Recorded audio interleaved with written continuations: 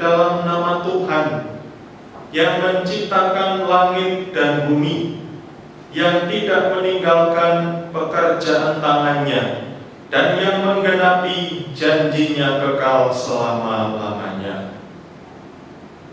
Kasih karunia dan damai sejahtera dari Allah Bapa kita dan dari Tuhan kita Yesus Kristus turunlah atas jemaat sekalian. Amin. Bapak Ibu dipersilakan duduk kembali.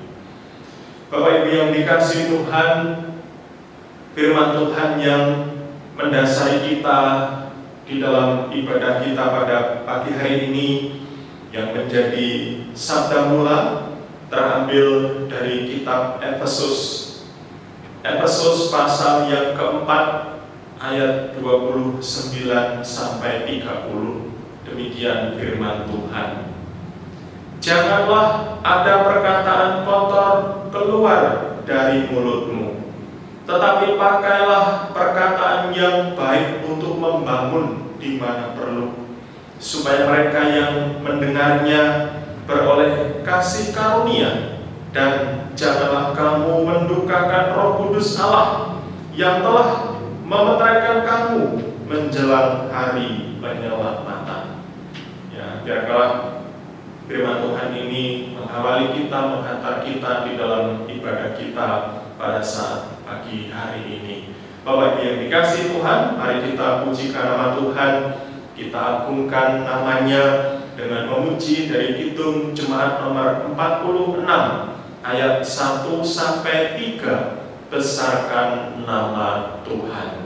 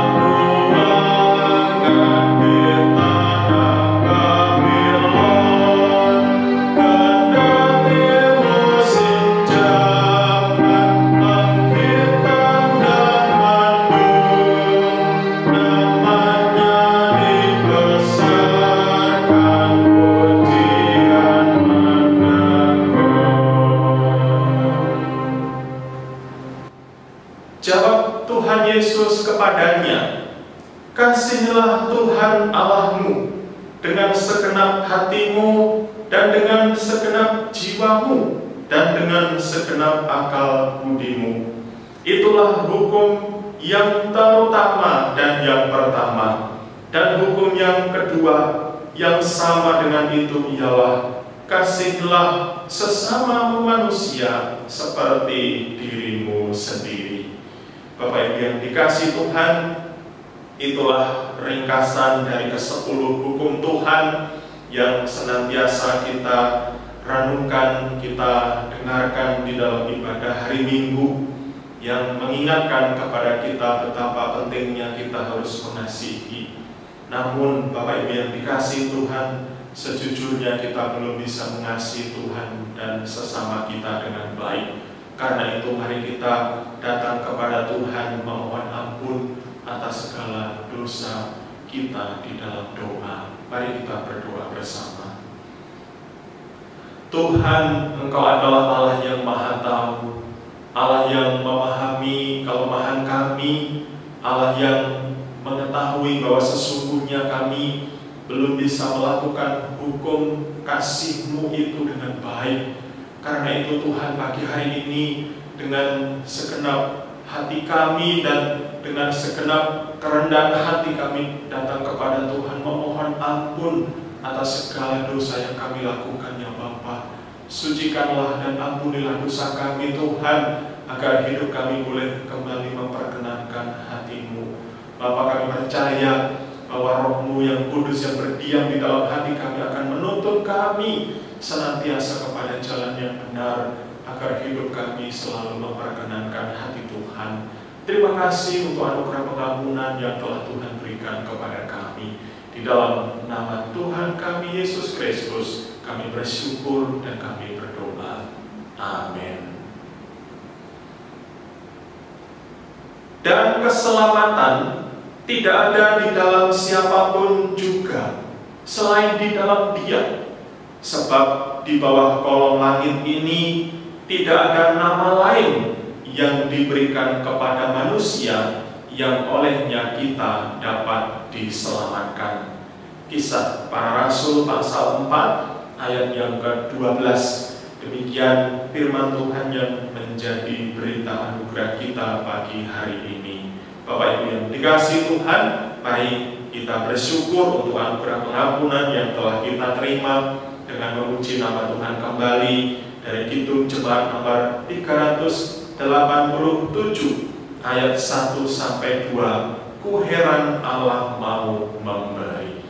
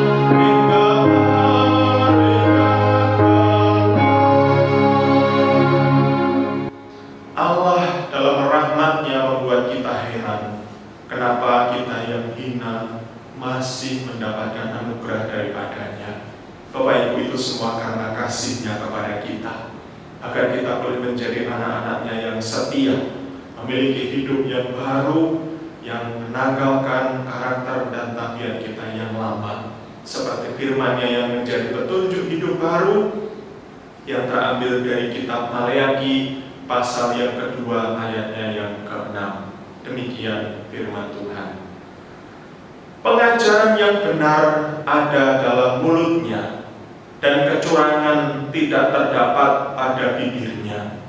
Dalam damai sejahtera dan kejujuran, ia mengikuti aku, dan banyak orang dibuatnya berbalik daripada kesalahan. Bapak Ibu, kiranya di dalam hati dan perkataan kita senantiasa mengucapkan kabar yang damai dan sejahtera, sehingga banyak orang boleh berbalik dan menyembah Tuhan. Demikian yang menjadi petunjuk hidup baru. Bapak Ibu yang dikasihi Tuhan, mari kita bersama-sama bangkit berdiri bersama dengan umat Tuhan di segala abad dan tempat. Kita akan mengikrarkan pengakuan iman rasuli. Pengakuan iman rasuli. Aku percaya kepada Allah Bapa yang Maha Kuasa, Khalik langit dan bumi, dan kepada Yesus Kristus, anaknya yang tunggal Tuhan kita, yang dikandung daripada Roh Kudus, lahir dari anak darah Maria, yang menderita di bawah pemerintahan Pontius Pilatus, disalibkan, mati dan dikuburkan, turun ke dalam kerajaan maut. Pada hari yang ketiga, bangkit pula dari antara orang mati, naik ke surga, duduk di sebelah kanan Allah Bapa yang Maha Kuasa, dan akan datang dari sana untuk menghakimi orang yang hidup dan yang mati. Aku percaya kepada Roh Kudus, gereja yang kudus dan am, persekutuan orang kudus, pengampunan dosa, kebangkitan tubuh dan hidup yang kekal. Amin. Mari kita pujikan pujian tekad pengakuan iman kita, Kidung Jemaat nomor 344 ayat 1 sampai 2. Ingat akan nama Yesus.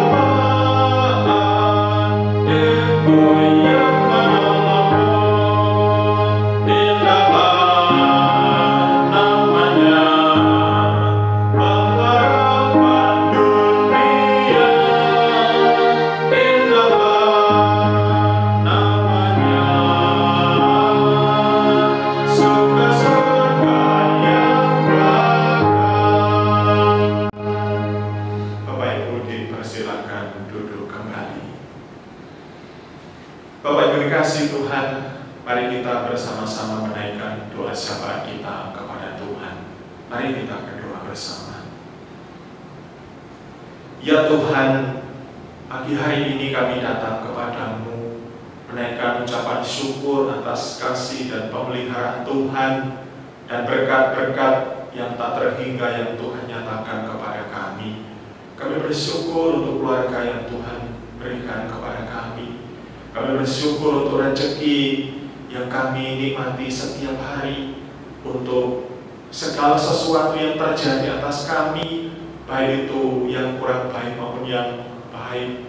Tuhan, semua itu kami percaya akan mendatangkan kebaikan bagi kami semuanya. Tuhan, ajari kami untuk kami senantiasa bersyukur atas segala rahmat yang Tuhan berikan kepada kami. Tuhan, pagi hari ini kami secara khusus mau berdoa Tuhan untuk situasi dan kondisi yang terjadi di sekitar kami, di lingkungan kami, di Indonesia, di dunia ini Tuhan, terkhusus untuk wabah virus corona yang hari demi hari belum selesai, dan kami melihat situasi makin membahayakan yang ada di sekitar kami.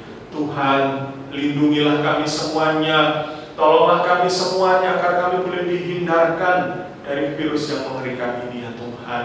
Kami berdoa untuk saudara-saudara kami Tuhan yang mungkin terkena virus ini. Tuhan memberkati, Tuhan menolong, Tuhan menjamah. Sembuhkanlah Tuhan di dalam nama Tuhan Yesus, agar saudara-saudara kami boleh sehat kembali dan dapat beraktivitas kembali dan berbakti bersama dengan kami semuanya. Berkati Tuhan untuk beberapa waktu ke depan kami akan menyelenggarakan ibadah online di rumah kami masing-masing. Kiranya Tuhan kami tetap bersemangat untuk memuji, memuliakan nama Tuhan bersama dengan anggota keluarga kami ya Bapa. Karena kami percaya di mana 1-2 orang berkumpul di dalam nama-Mu, Tuhan hadir di sana. Tuhan, terima kasih, kami juga menyerahkan Tuhan untuk usaha-usaha pemerintah di dalam menanggulangi penyebaran virus ini. Tuhan juga memberkati. Tuhan, kami juga berdoa untuk gereja-Mu yang ada di tempat ini, agar kami boleh senantiasa mentaati apa yang menjadi anjuran aturan pemerintah terkait penanggulangan virus ini ya Tuhan. Terima kasih Tuhan. Sebentar kami nanti juga akan mendengarkan firman Tuhan. Berkati firman yang nanti akan kami dengarkan menjadi berkah bagi kami semuanya. Terima kasih Tuhan, inilah doa dan syafaat kami di dalam nama Tuhan kami Yesus Kristus. Kami bersyukur dan kami berdoa. Amin. Bapak Ibu yang dikasihi Tuhan, tiba saatnya kita akan memberikan persembahan kepada Tuhan. Dan firman Tuhan yang mengingatkan kita di dalam kita memberi persembahan terambil dari kitab Mazmur nomor 50 ayatnya yang ke-23. Demikian firman Tuhan. Siapa yang mempersembahkan syukur sebagai korban, ia memuliakan aku. Siapa yang jujur jalannya, keselamatan yang dari Allah akan kuperlihatkan kepadanya.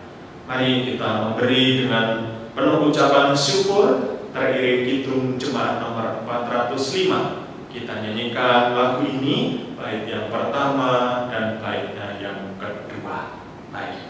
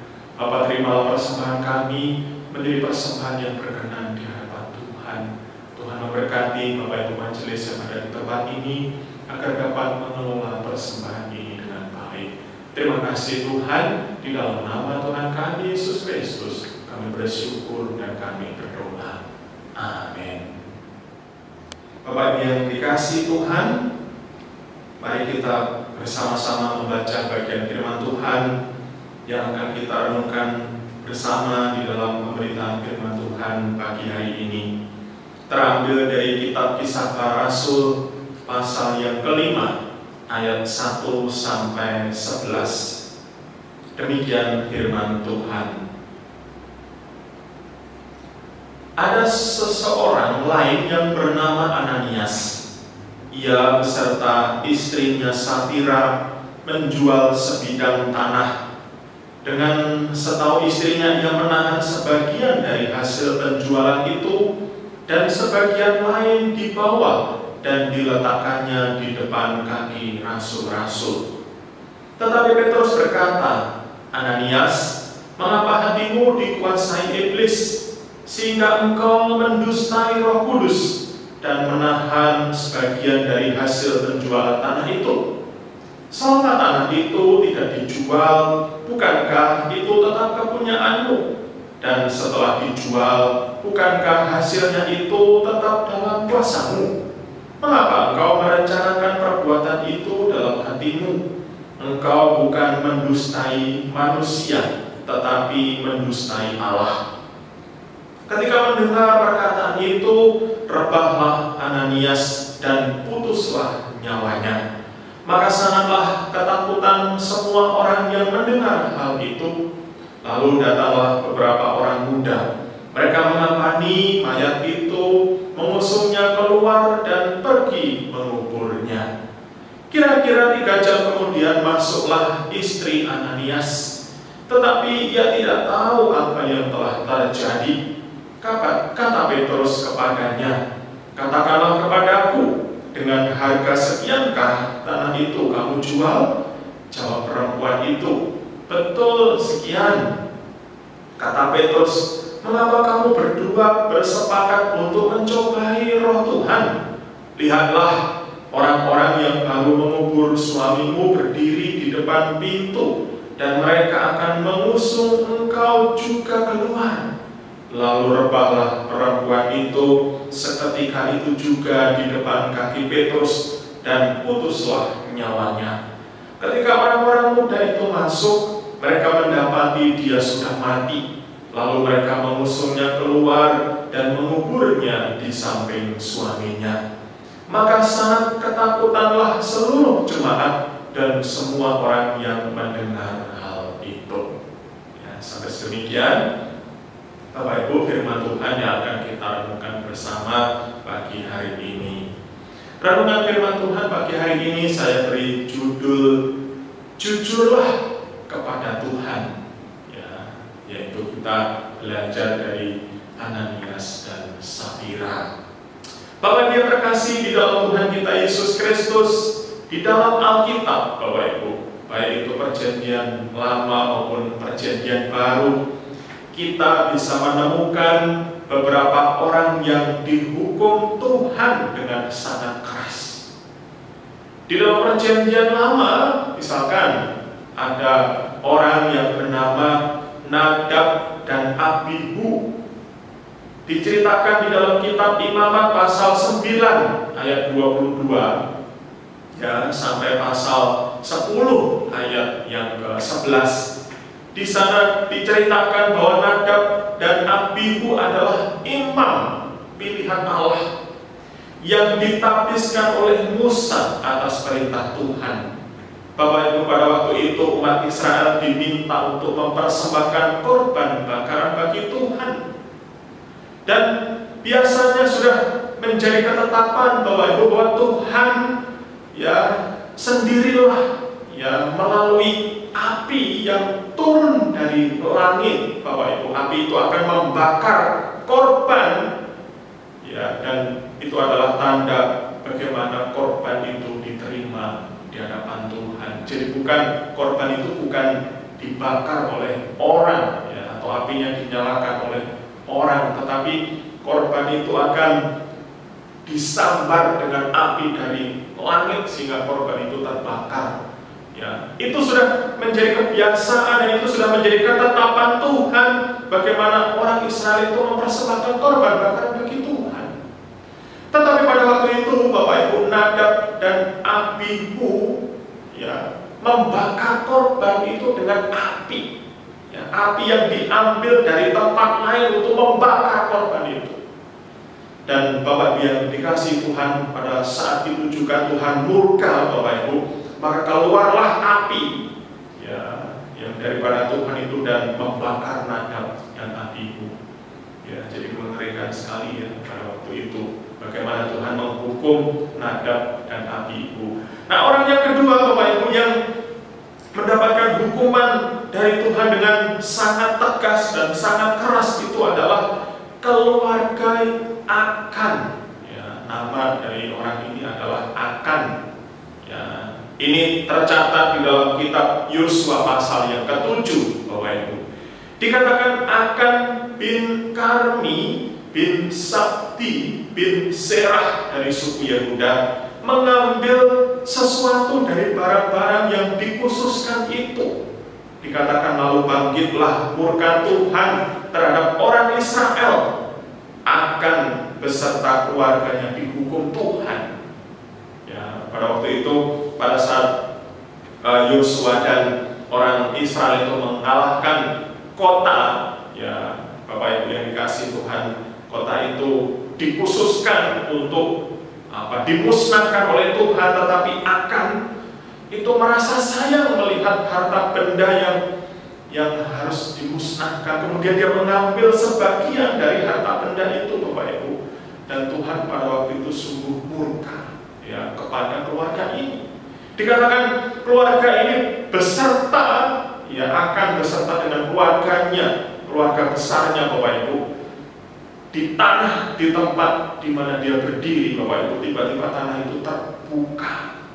Ya, Akan beserta dengan keluarganya itu ditelan oleh tanah ya dengan hidup-hidup ya. Jadi sangat mengerikan bagaimana Tuhan menghukum dengan tegas Akan beserta dengan keluarganya itu. Itu adalah yang kedua Bapak Ibu, bagaimana Tuhan memberikan hukuman yang sangat tegas kepada Akan dan keluarganya. Yang ketiga itu adalah seseorang yang bernama Usa. Ya, Usa ini hidup pada saat Raja Daud memerintah sebagai orang Israel, memerintah di Israel.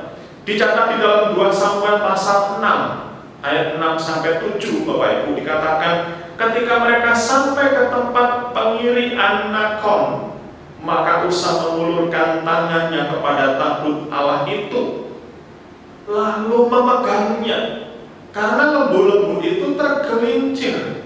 Maka bangkitlah murka Tuhan terhadap Usa, lalu Allah membunuh dia di sana karena keteledorannya itu. Ia mati di sana dekat tabut Allah itu. Bapak Ibu, dikatakan Usa itu Bapak Ibu sebenarnya kayak refleks begitu ya, karena dia melihat tabut perjanjian itu mau jatuh ketika diangkat di sebuah kereta. Ya, dia refleks memegang tabut perjanjian itu, dan Bapak berkasih Tuhan menghukum ya Usa itu dengan saat itu juga dia meninggal di dekat tabut itu. Ya, Bapak Ibu, ada 3 orang yang kita bisa melihat bagaimana Tuhan menjatuhkan hukuman yang sangat keras kepada mereka.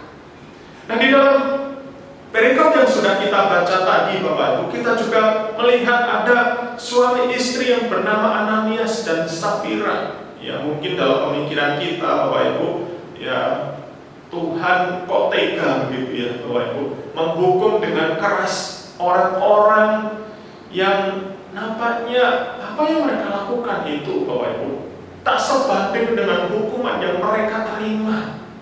Ya. Nah, Bapak Ibu dikasih Tuhan, apakah yang menyebabkan Tuhan menjatuhkan hukuman terhadap orang-orang itu dengan sangat keras? Bapak Ibu, ada 3 alasan ya yang bisa kita dapat, dan kita akan mengaitkannya dengan kisah Ananias dan Safira, karena contoh di dalam perjanjian baru bagaimana Tuhan menghukum dengan keras, yaitu ada pada keluarga Ananias dan Safira. Alasan yang pertama, kenapa Tuhan menghukum dengan keras orang-orang tersebut Bapak Ibu? Di dalam dogma Kristen atau pengajaran kekristenan Bapak Ibu, ya, atau teologi Kristen, bahwa setiap penghukuman yang Tuhan berikan, ya, baik itu yang keras, baik itu yang yang biasa begitu ya, yang tidak terlalu keras, atau yang ya hukuman yang bisa ditolerir ya oleh kita. Dikatakan bahwa setiap penghukuman yang Tuhan berikan itu adalah dijadikan contoh, ya, dijadikan contoh dan peringatan bahwa Tuhan ya adalah Allah yang kudus. Bagaimana Tuhan menjunjung tinggi dan memandang tinggi kekudusannya itu, bahwa tidak ada seorang pun yang tidak boleh, tidak bisa mempermainkan Allah. Dan Tuhan itu sangat disakiti dengan setiap pelanggaran manusia. Tuhan adalah Allah yang kudus, Bapak Ibu. Dan sebenarnya Allah yang kudus itu tidak bisa bersanding dengan keberdosaan manusia. Itulah yang Tuhan mau beritahu kepada orang Israel, kepada kita hari ini, bahwa Allah kita adalah Allah yang maha suci.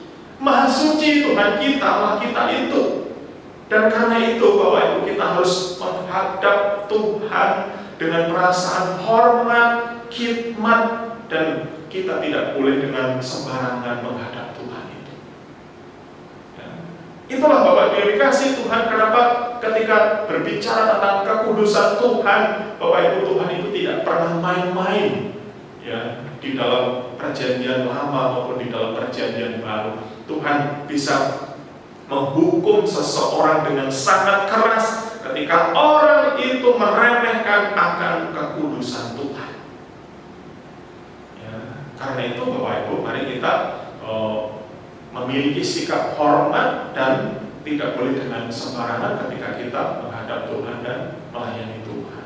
Nah, yang kedua Bapak Ibu dikasih Tuhan, pengajaran yang bisa kita ambil dari beberapa pengalaman bagaimana Tuhan menghukum orang-orang itu dengan keras adalah bahwa penulis Alkitab Bapak Ibu hendak memperkenalkan kepada kita bahwa Allah itu tidak bisa dipermainkan. Ya, Tuhan tidak bisa dipermainkan. Tuhan kita adalah Allah yang menuntut kesucian. Ya, Dia tidak berkenan kepada segala jenis kecemaran. Bapak Ibu, memang terkadang Tuhan langsung menghukum ya, orang-orang yang melakukan kesalahan itu, tetapi terkadang Dia juga menyatakan anugerahnya dan menahan hukumannya. Bapak Ibu, yang manapun yang Tuhan lakukan, Bapak Ibu, seharusnya semuanya itu mendidik kita untuk makin takut akan Tuhan. Bahwa kita tidak bisa bermain-main dengan kemahakuasaan Tuhan. Siapakah kita di hadapan Tuhan?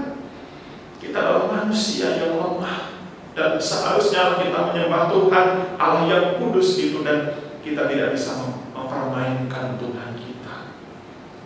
Bapak dikasih Tuhan, terkadang juga Tuhan memberikan penghakiman dengan segera kepada orang yang meremehkan kekudusan itu. Tetapi terkadang Tuhan juga membiarkan terlebih dahulu orang-orang itu sampai tiba hari penghakiman itu datang, Bapak Ibu. Tetapi yang manapun yang menjadi keputusan Tuhan, Bapak Ibu, semua itu ada di dalam predestinasi, ada di dalam kewenangan Tuhan.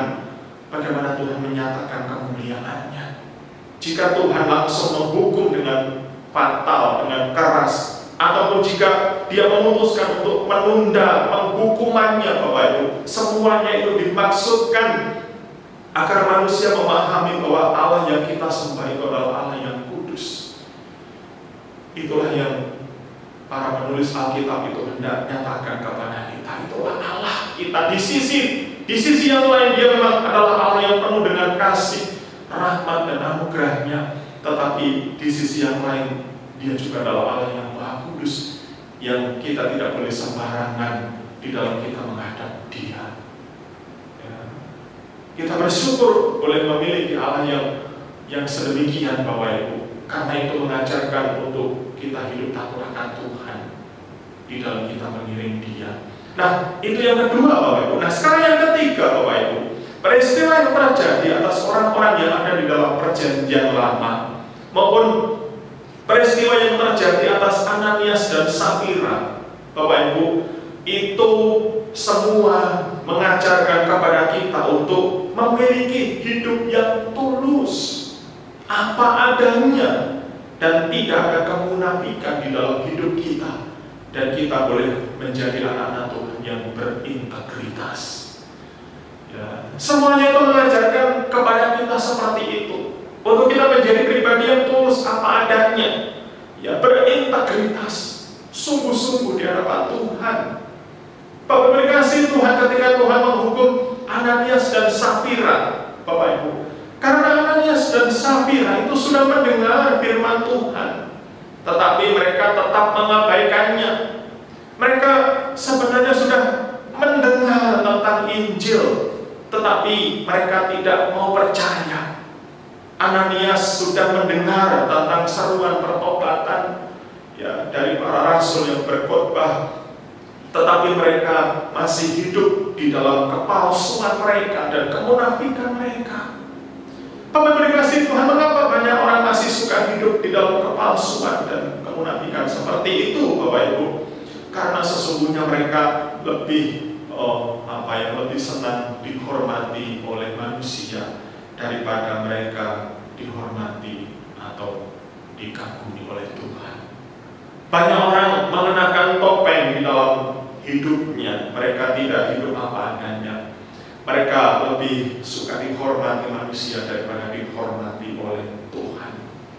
Bapak dikasihi Tuhan, sebenarnya mereka menjual tanah. Ya, Ananias dan Safira juga menjual tanah, Bapak Ibu. Mereka bukan karena rela menjual tanah itu. Mereka menjual tanah yang mereka miliki karena didorong oleh hormat, ya, hormat manusia. Mereka menjual tanah, ya, bukan oleh karena didorong kasih kepada sesama, bukan. Tetapi mereka menjual apa yang mereka miliki, yaitu Ananias dan Safira itu, ya, supaya mereka tidak tertinggal dengan orang-orang lain yang sudah memberi. Ya, jadi Ananias dan Safira memberi itu karena gengsi, ingin dihormati, ya, ingin dianggap atau ingin dikagumi.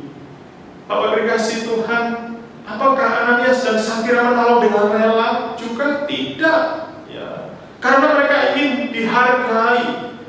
Ya, bagaimana kita tahu bahwa dikasihi Tuhan Ananias dan Safira itu ingin dihargai? Karena mereka mempersembahkan hasil tanah mereka, ya, hanya separuh saja. Ya, tapi mereka mengaku mempersembahkan seluruhnya kepada Tuhan. Bapak dikasihi Tuhan, apakah sebenarnya mereka wajib untuk mempersembahkan semua hasil penjualan itu? Enggak. Ya, para rasul dan Tuhan juga tidak pernah memaksa orang untuk memberikan persembahan, dan ketika mereka memberikan persembahan tidak harus semua diberikan kepada Tuhan. Ananias pun juga sebenarnya tidak wajib untuk menjual tanahnya. Dan kalaupun dia menjual tanah, Bapak Ibu, dia tidak wajib untuk mempersembahkan. Dan kalaupun mempersembahkan, dia tidak wajib untuk memberikan semuanya. Lalu mengapa mereka mengaku mempersembahkan semuanya kepada Tuhan? Bapak Ibu yang dikasihi Tuhan, karena mereka ingin dipuji oleh orang, mereka ingin mendapatkan like, suka dari orang, mereka ingin disanjung, mereka ingin dihormati, mereka gila hormat, mereka ingin seperti orang-orang yang lain. Padahal Tuhan tidak menghendaki yang demikian. Tuhan menghendaki apa yang kita miliki, seberapapun itu, ketika kita berikan persembahan itu kepada Tuhan, maka Tuhan akan menerima dan berkenan di hadapannya. Jadi kenapa kita harus mengenakan topeng seperti itu di dalam gereja kita, di dalam komunitas kita, Bapak Ibu? Berikanlah apa yang menjadi kerelaan hati kita. Tetapi kenapa Bapak Ibu dikasihi Tuhan, pelanggaran mereka yang seolah-olah tidak terlalu berat, tetapi Tuhan menghukum mereka dengan keras, Bapak Ibu dikasihi Tuhan, berdasarkan pemahaman dogma kekristenan, Bapak Ibu, pelanggaran mereka itu adalah pelanggaran yang sangat berat, karena mereka mencuri hormat Tuhan. Mereka lebih mencari hormat manusia, dan pada saat yang sama, Bapak Ibu, mereka memalingkan wajah daripada Tuhan. Bapak Ibu, orang yang seperti itu takut akan Tuhan itu tidak mungkin ada pada dirinya. Mereka lebih sibuk mencari penghormatan manusia dibandingkan mencari penghormatan Tuhan. Karena itulah Bapak Ibu yang dikasihi Tuhan, pelajaran yang kita dapat dari Ananias dan Safira ini, Bapak Ibu, mengajarkan kepada kita bahwa Tuhan kita itu adalah Allah yang kudus. Dia adalah Tuhan yang tidak bisa dipermainkan. Dan mengajarkan kepada kita lewat orang-orang itu, Bapak Ibu, untuk kita boleh hidup tulus apa adanya. Ya, tidak usah kita pamer di medsos atau di apa, ya, kita punya ini, punya itu dengan harapan kita mendapatkan like yang banyak. Ya, tidak ada gunanya. Carilah hormat untuk Tuhan. Ya, biar kalau kita boleh menjadi kesukaan Tuhan, ya, dan disenangi oleh Tuhan ketika kita melayani Tuhan, memberi dengan tulus, bukan hidup di dalam kemunafikan. Tanggalkanlah topeng kemunafikan kita dan hiduplah jujur di hadapan Tuhan. Ananias itu berarti Allah telah memberikan atau Allah rahmani. Sedangkan Safira itu berarti cantik atau yang jelita. Namun nampaknya nama mereka tak sesuai dengan kepribadian mereka. Mari Bapak Ibu, jadilah jemaat-jemaat Tuhan yang tulus, baik itu di dalam melayani Tuhan, baik itu di dalam memberikan segala sesuatu yang kita punya kepada Tuhan. Amin. Mari kita bersama-sama berdoa kepada Tuhan. Bapa kami yang di surga, terima kasih untuk renungan firman Tuhan yang telah kami dengarkan pagi hari ini. Kiranya semua itu mengajarkan kepada kami untuk kami boleh hidup tulus di hadapan Tuhan maupun di hadapan sesama kami. Biarkanlah hati kami boleh menjadi kesukaan Tuhan ketika kami hidup menyenangkan hati Tuhan dengan melakukan apa yang Tuhan kehendaki. Terima kasih Tuhan untuk firman Tuhan yang telah kami dengarkan. Kiranya boleh menjadi bekal di dalam hidup kami. Dan mari Bapak Ibu kita bersama-sama menaikkan doa seperti doa yang Bapak ajarkan kepada kita. Bapa kami yang di surga, dikuduskanlah namamu, datanglah kerajaan-Mu, jadilah kehendak-Mu di bumi seperti di surga.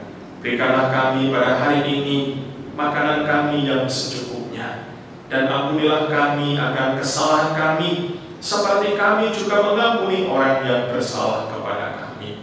Dan janganlah membawa kami ke dalam pencobaan, tetapi lepaskanlah kami daripada yang jahat. Karena Engkaulah yang mempunyai kerajaan dan kuasa dan kemuliaan sampai selama-lamanya. Amin. Kiranya firman Tuhan yang telah kita dengarkan boleh menjadi berkah untuk kita semuanya. Amin. Mari kita sambut firman Tuhan yang telah kita terima Bapak Ibu dengan memuji nama Tuhan dari Kidung Jemaat nomor 53 ayat 1 sampai 2. Tuhan Allah telah berfirman. Ya, ini lagunya beberapa minggu yang lalu sudah kita latih bersama. Ya, hari ini kita nyanyikan lagu ini kembali ayat 1 sampai ayatnya yang kedua, Kidung nomor 53. Mari.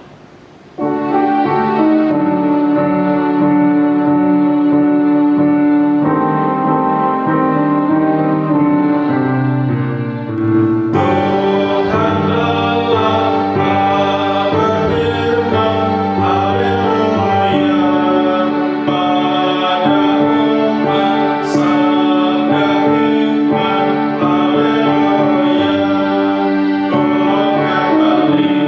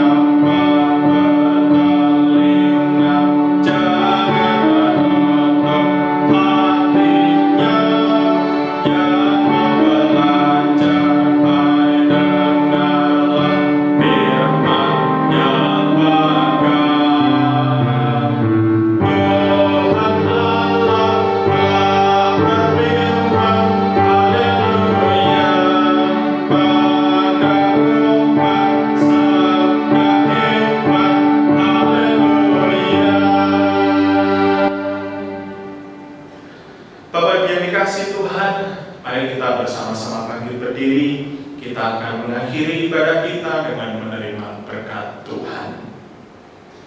Bapak Ibu yang dikasihi Tuhan, arahkanlah hati dan pikiran kita kepadanya. Pulanglah dengan menerima dan membawa berkat Tuhan. Tuhan memberkati engkau dan melindungi engkau. Tuhan menyinari engkau dengan wajah-Nya dan memberi engkau kasih karunia.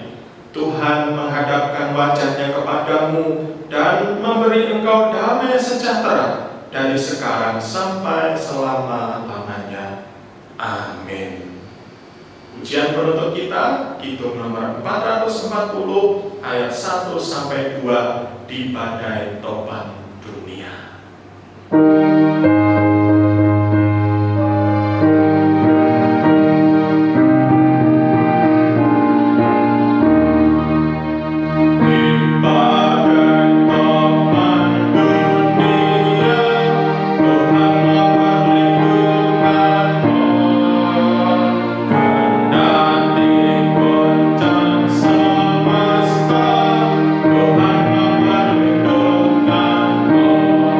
Ya